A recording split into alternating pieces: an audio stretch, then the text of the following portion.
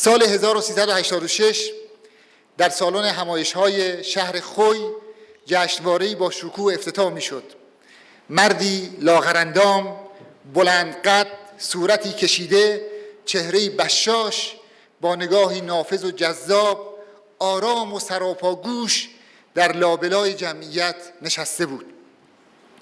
چه خوب شد که در نگاه نخست نشناختم. جهل مرکب شجاعت آور است. شجاعانه و پرشور از شمس و مولانا و ضرورت احیای مقبره شمس تبریزی در خوی سخن می‌راندم. از ملاقات شمس و مولانا می‌گفتم هیچ نمی‌دانستم که باغبان باغ سبز راوی قصه ها و احیاگر مقالات شمس نظاره‌گر است. بدون آن جهل شیرین چنان سخنرانی پرشوری به انجام نمی رسید. معمار توانای بارگاه شمس از اینکه میدید که آرزوهای دیرینش به ثمر می نشیند خرسند بود. با حوصله برنامه‌ها را پی می گرفت. آن دیدار یکی از مهمترین رویدادهای زندگیم بود.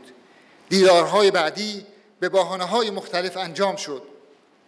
به همراه جمعی از دوستان قدیمیش از جمله دکتر مرغاتی که آشنایی با او نیز از برکات شمس تبریزی است به لواسان رفتیم. همشهری شمس از دود و دم و هیاهوی تهران به آسمان آبی و پاک لواسان پناه برده. محمد علی موحد راه درازی را پیموده، آرام و بی سر و صدا با لهجه شیرین آذری نوازش‌ها کرد و محبت‌ها. اهل هیاهو نیست، به عنوان بانیان بنیاد شمس شرفیاب شده ایم. میگوید یک مجله، سالی یک مجله درآورید، ولی یک مجله که بماند. مولانا ستایی را رها کنید، مولانا پژوهی جایش خالی است. با هوش و ذکاوتی وصف ناشدنی، اگر شمس نبود مولانایی در کار نبود و اگر محمد علی موحد نبود دستمان از دامان شمس کوتاه بود. اگر موحد نبود چه کسی میدانست که مولانا قصه معروف فیلش را از این جمله شمس تبریزی الهام گرفته که تماشا آن کس را باشد که پیل را تمام دید. آن روزگار شمس تبریزی با قدرت می گفت اگر گفتنی باشد و همه خلق در ریش من درآویزند که نگو بگویم، هر آینه این سخن برسد بدانی که من خواسته باشم، حتی اگر 1000 سال باشد. و بعد از بیش از 800 سال محمد علی موحد رساند این سخن را به آن کس که او خواسته بود. موحد امروز یک پارچه شمس است، صدای اوست. راست میگفت دوست خیلی صمیمیش استاد سبحانی که وقتی محمد علی موحد ابا بردوش میخواند خانه پر است یک سوزن را راه نیست، گویی خود شمس پرنده است که سخن میگوید. و حق دارد دکتر سبحانی که تنها آرزویش این باشد که یک بار مقالات شمس را با صدای محمد علی موحد بشنود. توفیق سبحانی بارها در درس گفتارهای شمس با همه وجودش به جمع مشتاقان گفته که محمد علی موحد می‌بیند، از خودش می‌پرسد، او سر و سری با صاحب مقالات دارد. یکی از دوستان دیرینش سروده‌ای بلند از شمس و بارگاهش سرود. میگوید بعد از این سروده در خواب دید که در جمع اهل دلی سرودش را با حرارت میخواند. از درون جمعیت مردی ژولیده و تندخوی برخاست، جلو آمد و نهیب زد که چرا از محمد علی نگفتی؟ میگفت هراسان برخاست، به یکی از دوستانش یعنی آقای مرغاتی زنگ زد و پرسید محمد علی کیست؟ دوستش پاسخ داد عجب دوست قدیمیت رو نمیشناسی؟ ناصحی سرودش را با ابیاتی در وصف محمد علی موحد کامل کرد تا خیال شمس تبریزی آسوده گردد. درس گفتارهایش دیدنی است. جمع زیادی که از ساعتی زودتر می آیند، همه سالن سکوت مطلق می شود مثل امروز. صدای نفسها رو می شود شنید. موحد از رو می خواند، صدایش آهسته است، کمی خسته است، سنی از او گذشته، اما همین که او آغاز می کند عقربه زمان گویی از تب و تاب می افتد. زمان می ایستد تا او هم گوش جان بسپرد به سخنانی که در زمان نمی گنجد. زن و مرد، استاد و دانشجو، پیر و جوان، همه بال و پر می شوند و از هوای غبارآلود شهر پر می کشند به بالا. دست در دستان شمس و مولانا زمزمه می کنند که ما ز بالاییم و بالا می رویم. در یک روز خیلی گرم و آلوده تهران جمع زیادی آمده بودند. استاد شروع به سخن کرد. ساعت 16 درس گفتار آغاز شد. به نظرم در پایان تنها نیم ساعت گذشته بود. سخنرانی تمام شده بود. با خود گفتم در این هوای گرم تنها نیم ساعت کافی نیست. به دکتر سبحانی که کنارش نشسته بود اشاره کردم که ادامه دهند. به ساعت اشاره میکرد که وقت تمام است. دوباره به ساعت نگاه کردم. 1 ساعت و نیم از آغاز سخنان استاد گذشته بود، نه نیم ساعت. این حس و حال همه بود. روزگاری که در همین تالار شمس لوریس چکنواریان با چوبک معروفش گروه موسیقیش را رهبری میکرد، جنبه دیگری از شخصیت لطیف یکی از بزرگترین حقوقدانان ایرانی را میدیدم. غرق در موسیقی بود، با همه وجود گروه را همراهی میکرد، با چکنواریان همراه بود، پلک نمیزد. بعد از آن جلسه بارها پیگیری کرد تا با استاد ساعتی را در لواسان خلوت کند. لوریس را غرق محبت کرد، میگفت این آقا همه وجودش موسیقی است. روزی که نمایشگاه خوشنویسی استاد امیرخانی را افتتاح میکرد، پای هر تابلو می ایستاد، رقص قلم را حس میکرد. موحد خط و نقاشی، فیلم و موسیقی را میفهمد. وجودش لطیف است.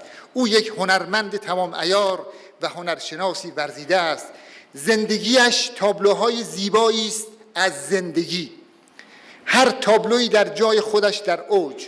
حقوقدانی تمام عیار، وکیلی زبردست، استاد حقوقی بی‌نظیر، همسری وفادار، پدری مهربان و پدر بزرگی بیمانند. او همه عمرش در پی گنج بود. شاید روزگاری نفت را مهمترین گنجینه پنهان ایران می‌دانست. درباره نفت مقاله ها و کتاب ها نوشت. به عنوان مشاور حقوقی از حقوق ملت ایران دفاع کرد. اما اینک در سن کمال آرزویش احیای مقبره شمس تبریزی است. مشتی استخوان که شاید دیگر در زیر خاک نیستند. ذره خاک در دل دشت بیکران آذربایجان آن گنجی است که موحد پس از سالها تلاش یافته. او مشتی خاک شمس تبریزی را در دشت‌های بیکران آذربایجان از اقیانوسی از طلای سیاه نهفته در خاک پارسه مهمتر می‌داند. از طلای سیاه گذشته به طلای ناب تمام عیار رسیده. موحد اما چون خود شمس عاشق تبریز است. برای موحد مردم محترمند. برای سخن گفتن با مردم می‌کوشد. برای هر سخنرانیش ساعتها و روزها خود را در کتابخانه شخصیش در لواسان محبوس می‌کند. شاهدم. جمله جمله را مرور می‌کند. دانسته های یک عمرش را غربال می‌کند. جملات، مثالها و حکایتها همه از صافی‌های گوناگون می‌گذرند و نتیجهش می‌شود درس گفتار و سخنرانی که از هیچ جمله‌اش نمی‌توان گذشت. مقالاتی که ارائه می‌دهد پرده است. پرده نخست معمولاً صحنه آرایی است. دکورها را با هنرمندی می‌چیند. صحنه را زیبا می‌آراید. مخاطب غرق این چینش‌های زیبا می‌شود، آنقدر غرق که اصل موضوع گاهی از یاد می‌رود. پس از پایان چیدمان و صحنه آرایی به هنگام و با شکوه چهره‌های اصلی از راه می‌رسند. شمس تبریزی و مولانا خرامان می‌آیند. همه چیز برای فهم گفتارشان آماده است. دکوپاژها هنرمندانه است. پایان صحنه‌ها زیباست. پرده آخر آغاز ماجرا در ذهن مخاطب است. او که سخن به انجام میرساند، ماجراها تازه در ذهن‌های به وجد آمده آغاز می‌گردد. ذهن‌ها درگیر می‌شود. در همه سخنرانی‌هایش دیدم که مخاطبین توان برخاستن ندارند. فرصتی لازم است تا خود را بیابند. مانند کسی که از رویای شیرین برخاسته و برگشتش به زندگی روزمره آسان نیست. سخنرانی‌های با اجازه آقای کیارستمی، من این دیگه جسارت بود، ببخشید. سخنرانی‌های استاد موحد شباهت زیادی به فیلم‌های عباس کیارستمی دارد. در فیلم‌های کیارستمی خبری از جلوه‌های ویژه، جاذبه‌های بصری، دکورهای سنگین، هیجان‌های عجیب و غریب نیست. در اوج روانی و سادگی همه چیز در درون گاه خودروی ساده می‌گذرد، اما مخاطب را در جای خود میخکوب می‌کند. فیلم‌های کیارستمی هم دو بخشی که بر صفحه سینما می‌گذرد ولی بخش اصلیش با روشن شدن چراغ‌ها در ذهن بینندگان آغاز می‌شود. موحد صدایش مونوتون است، خبری از لطیفه نیست، دستهایش بالا و پایین نمی‌شود، آهسته نجوا می‌کند، سخنرانی‌هایش را از رو می‌خواند، از پاورپوینت و مانند آن هم خبری نیست. او به خوبی می‌داند که اینجا چند تا از فیلم‌های شما رو من اسمشو آوردم. او به خوبی می‌داند که خانه دوست کجاست. دست مخاطبان را می‌گیرد و در خانه دوست به آنها طعم گیلاس را می‌چشاند. با نوشته‌هایش مانند سخنرانی‌هایش زندگی ادامه دارد. فیلم مثل یک عاشق نجمه‌های عاشقانه را مشق شب می‌کند. سخنانش مانند نوشته‌هایش شیرین است. خلاصه آن که موحد پنجره‌ای است به بیرون، روزنه‌ای به بالا، صدای رسای شمس تبریزی است. به گفته شمس احوال عاشق را عاشقان دانند، پس احوال شمس و مولانا را او داند.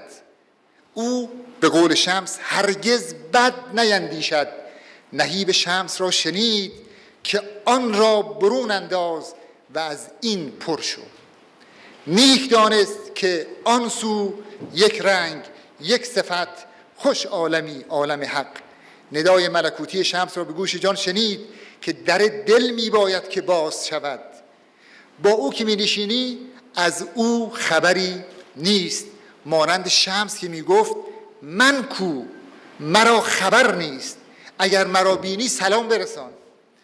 در اندرونش بشارتی هست، سخنش به قول شمس زخم کند چون از بناگوش رها شود. زه کمان که از دهان رها کنی چه عمل کند، الا از بناگوش رها کنی زخم کند. با او که می نشینی از او خبری نیست، اگر او را یافتی سلام برسان. سلام همه مولانا پژوهان، سلام شمس دوستان، سلام انسان گرفتار آمده در زندان خیش. اگر او را یافتی سلام برسان. سلام اهالی تبریز، سلام مردم آذربایجان، سلام همه ایرانیان. سلام استاد، سلام.